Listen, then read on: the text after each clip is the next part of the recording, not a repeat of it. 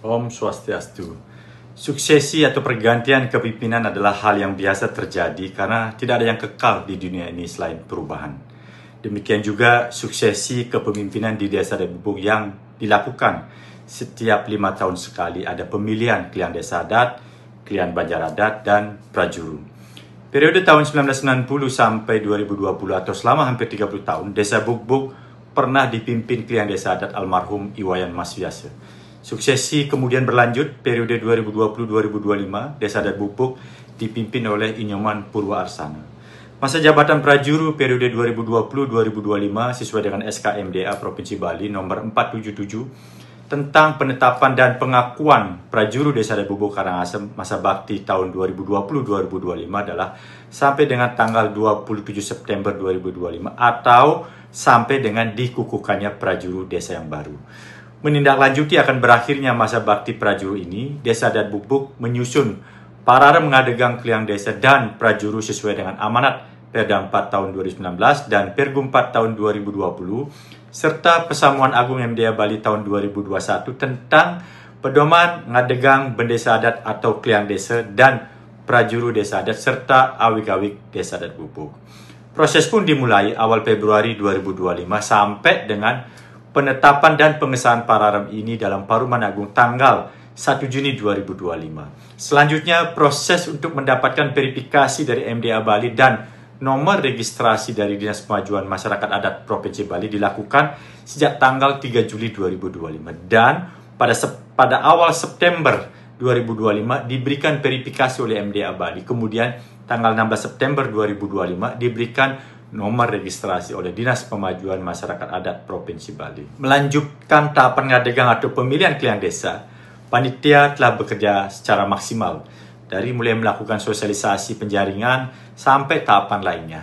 Kesempatan ini sebenarnya diberikan dan terbuka luas untuk seluruh krama yang mau mencalonkan atau dicalonkan jadi Kliang Desa Adat.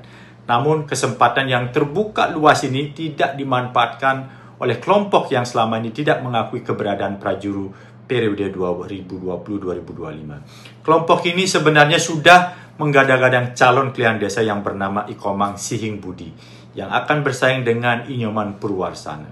Tahapan yang seharusnya diikuti sesuai dengan Pararem tidak dilakukan oleh kelompok ini. Mereka ingin mencalonkan seseorang jadi Kliang Desa tetapi tidak mengikuti aturan main sesuai dengan Pararem. Kelompok ini hadir pada setiap Paruman Banjar Adat untuk proses penjaringan calon Kliang Desa namun tidak mengisi daftar hadir dan bahkan di beberapa Banjar Adat membuat kericuan dan mengintimidasi pengurus Banjar Adat yang melaksanakan paruman sesuai dengan perintah Pararem nomor 2 tahun 2025 tentang ngadegang Kliang Desa dan Prajuru Desa Adat Bubuk. Prajuru Banjar Adat tetap melaksanakan paruman dan mereka yang tidak mau mengisi daftar hadir tentu suara mereka diabaikan karena dianggap tidak ikut hadir. Dan dari 12 Banjar Adat yang ada di Bubuk mengambil keputusan secara musyawarah mufakat dengan 7 Banjar Adat dengan calon tunggal Inyoman Purwa Arsana. Dan hanya 1 Banjar Adat yakni Banjar Adat Duku Tengah yang memiliki 2 calon yakni Inyoman Purwa Arsana dan Ikomang Sihing Budi.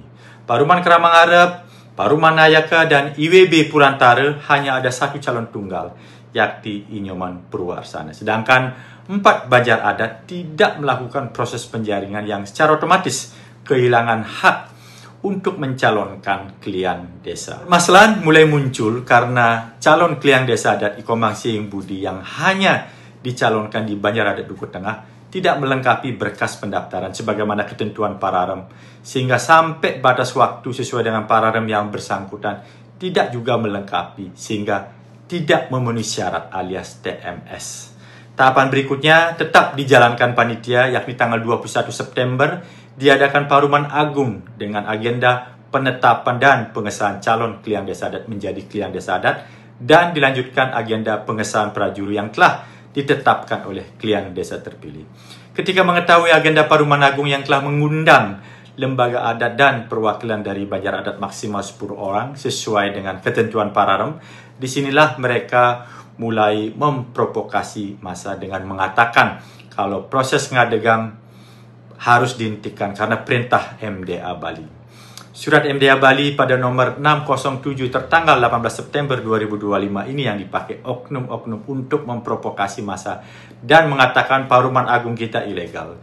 MDA Bali tidak pernah melarang dan tidak berhak melarang karena MDA Bali bukan atasan desa di Bali.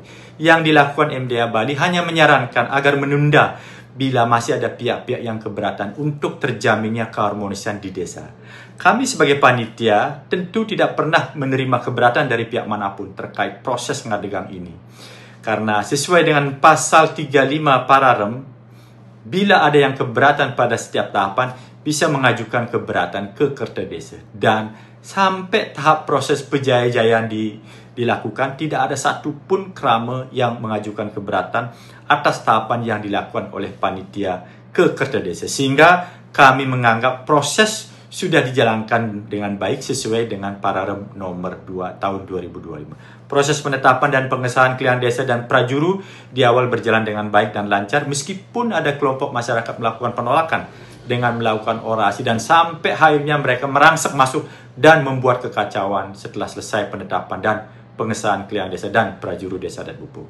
Atas nama pribadi, saya tentu sangat prihatin dengan kejadian-kejadian yang menimpa desa kami ini. Peristiwa demi peristiwa ini tidak akan terjadi bila pihak yang ingin mengikuti suksesi dan mencalonkan pimpinan mereka mengikuti mekanisme sesuai dengan Pararem dan tidak menggunakan cara-cara kekerasan, intimidasi, dan persekusi.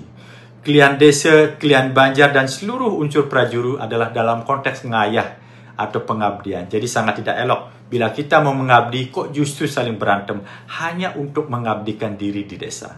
Sebagai orang hukum dan sudah kenyang dalam berorganisasi, saya pribadi selalu mengedepankan prinsip-prinsip demokrasi, taat aturan, dan mengedepankan etika dan integritas. Demikian juga di desa, hanya pengabdian yang ingin saya berikan pada desa, bukan demi mencari cuan atau uang. Karena selama saya mengabdi di desa, saya membiayai operasional ngayah sendiri dan tidak pernah mau menerima insentif dalam bentuk apapun dari desa. Karena saya masih mampu membiayai operasional saya untuk ngayah di desa.